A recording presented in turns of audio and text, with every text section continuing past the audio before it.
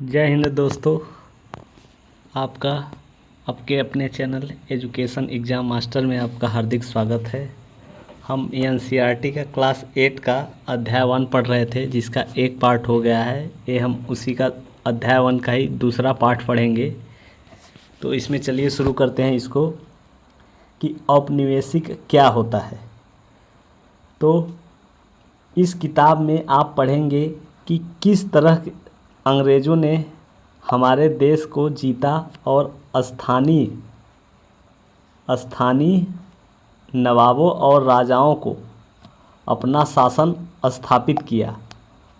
आप देखेंगे कि किस तरह उन्होंने अर्थव्यवस्था व समाज पर नियंत्रण किया, अपने सारे खर्चों को निपटाने के लिए राजस्व वसूल किया, अपनी ज़रूरत की चीज़ों को सस्ती कीमत पर रखा, निर्यात के लिए महत्वपूर्ण फसलों की खेती कराई।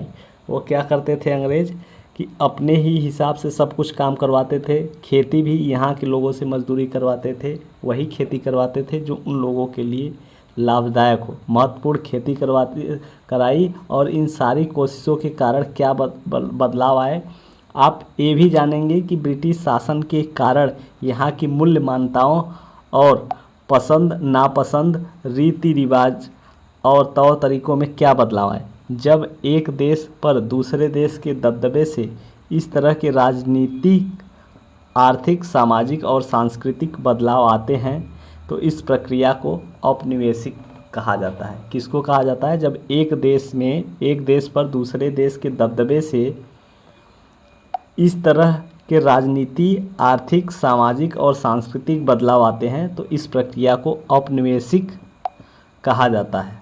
आगे देखते हैं कि आगे क्या दिया है। इसमें आगे है कि लेकिन जल्दी ही आप ये समझ जाएंगे कि सारे वर्ग समूह इन बदलावों को एक ही ढंग से अनुभव नहीं कर रहे थे। इसलिए इस किताब को हमारे अतीत यानी कई अतीतों का केंद्रित नाम दिया गया है।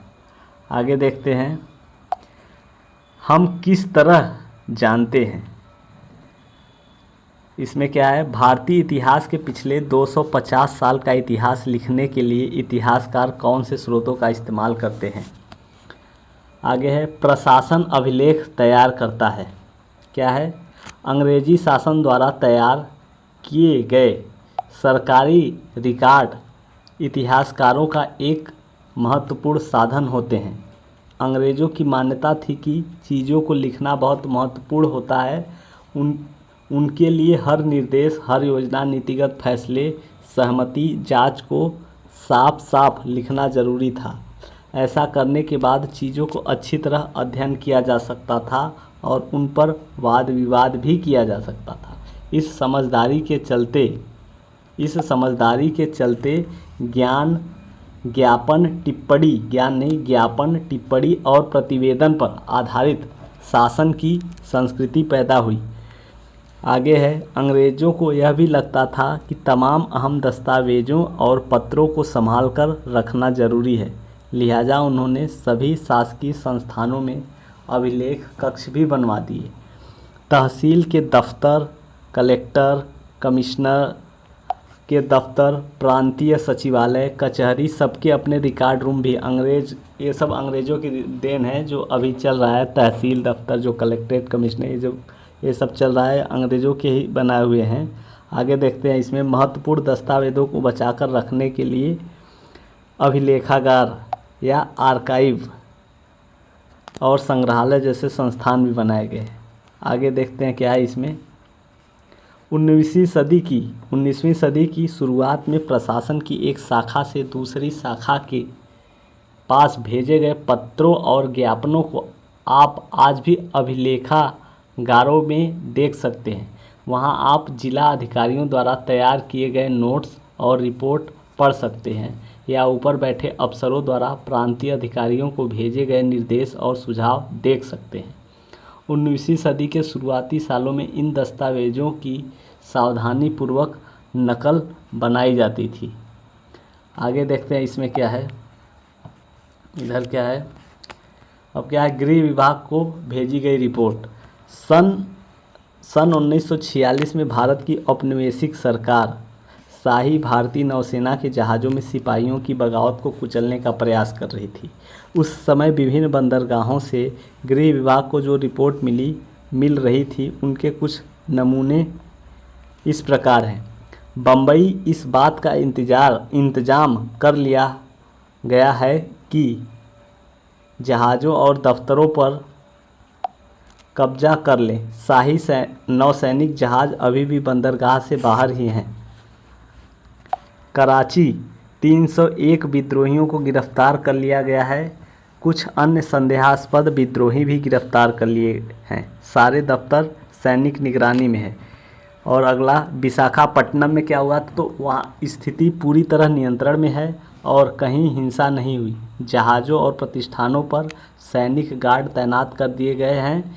किसी परेशानी की उम्मीद नहीं है, सिवाय इसके कि संभव है कुछ सिपाही काम पर न आए। ये कहाँ से लिया गया, तो director of intelligence headquarter India command situation report संख्या 7 फाइल संख्या 5/21/46 गृह राजनीतिक भारत सरकार से ये चीज़ लिया गया है, जो ये रिपोर्ट गृह विभाग को भेजी गई थी।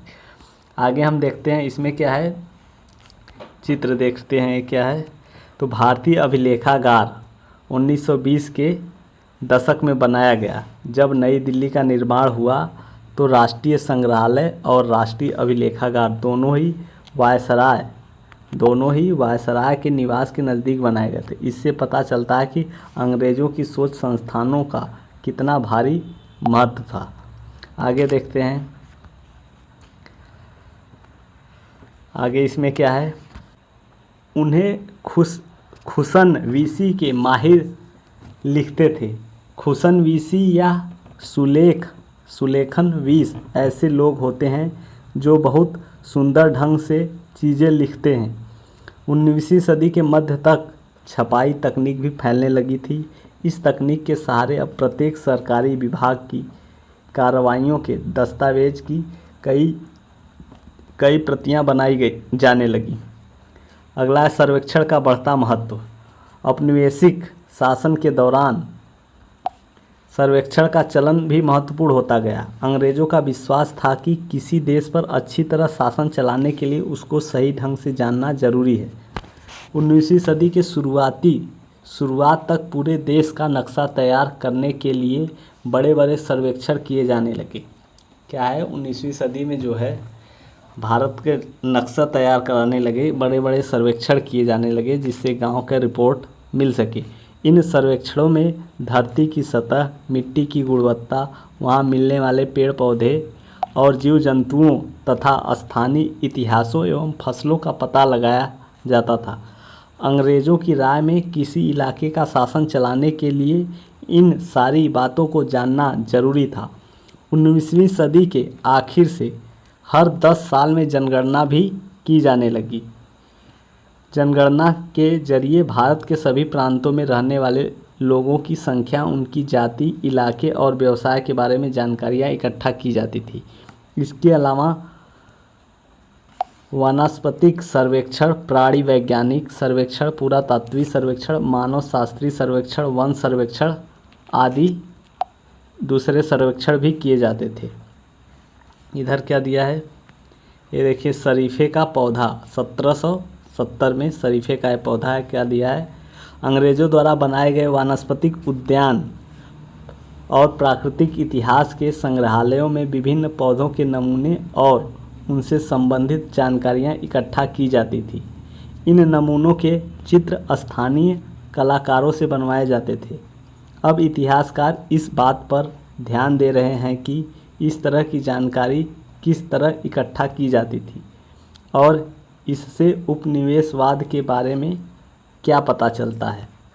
आगे देखते हैं, अधिकृत रिकॉर्ड से क्या पता चलता है। तो रिकॉर्ड्स के इस विशाल भंडार से हम बहुत कुछ पता लगा सकते हैं, फिर भी इस बात को नज़रअंदाज नहीं किया जा सकता कि सारे सरकारी रिकॉर्ड हैं।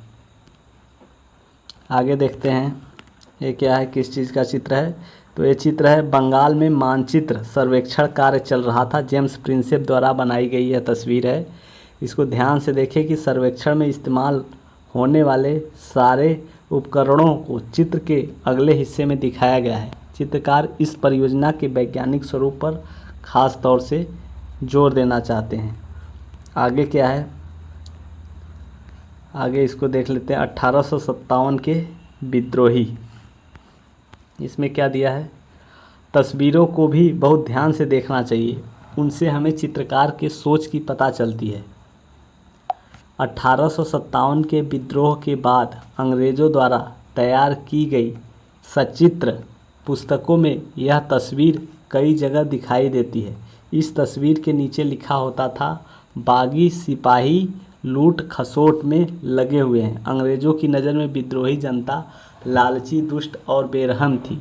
इस विद्रोह के बारे में आप अध्याय 5 में, आगे इस विद्रोह के बारे में जो है वो आगे अध्याय 5 में दिया है, तो हम आगे पढ़ेंगे अध्याय 5 को भी, आगे आएगा। ये तो अभी अध्याय 1 चल रहा है। आगे देखते हैं इसमें। इनसे हमें यही पता चलता है कि सरकारी अफसर क्या सोचते हैं, उनकी दिलचस्पी किन चीज़ों में थी और वाद के लिए किन चीज़ों को बचाए रखना चाहते थे। इन रिकॉर्ड्स से हमें समझने में हमेशा मदद नहीं मिलती कि देश के दूसरे लोग क्या महसूस करते थे और उनकी कार्रवाइयों की क्या वजह थी। इन बातों को जानने के लिए हमें कहीं और देखना होगा। जब हम ऐसे दूसरे स्रोतों की तलाश में निकलते हैं तो उनकी भी कोई कमी नहीं रहती है, लेकिन सरकारी रिकॉर्ड्स के मुकाबले उन्हें ढूंढना ज़रा मुश्किल है साबित होता है। इस लिहाज से लोगों की डायरियाँ, तीर्थ यात्राओं और यात्रियों के संस्मरण, महत्वपूर्ण लोगों की आत्मकथाएं और स्थानीय बाज़ारों में बिकने वाली लोकप्रिय पुस्तिकाएं महत्वपूर्ण हो जाती हैं। जैसे जैसे छपाई की तकनीक फैली, अखबार छपने लगे और विभिन्न मुद्दों पर जनता में बहस भी होने लगी। नेताओं और सुधारकों ने अपने विचारों को फैलाने के लिए लिखा, कवियों और उपन्यासकारों ने अपनी भावनाओं को व्यक्त करने के लिए लिखा, लेकिन ये सारे स्रोत उन लोगों ने रचे हैं जो पढ़ना लिखना जानते थे। इनसे हमें यह पता नहीं लगा सकते कि आदिवासी और किसान, खदानों में काम करने वाले मजदूर या सड़कों पर ज़िंदगी गुजारने वाले गरीब किस तरह के अनुभव से गुजर रहे थे। अगर हम थोड़ी और कोशिश करें तो हम इस बारे में भी जान सकते हैं। जैसे जैसे आप इस किताब में आगे बढ़ेंगे आपको यह बात समझ आने लगेगी। आगे क्या दिया है इसमें, इधर देख लेते हैं। इंसानों के खाने लायक नहीं है।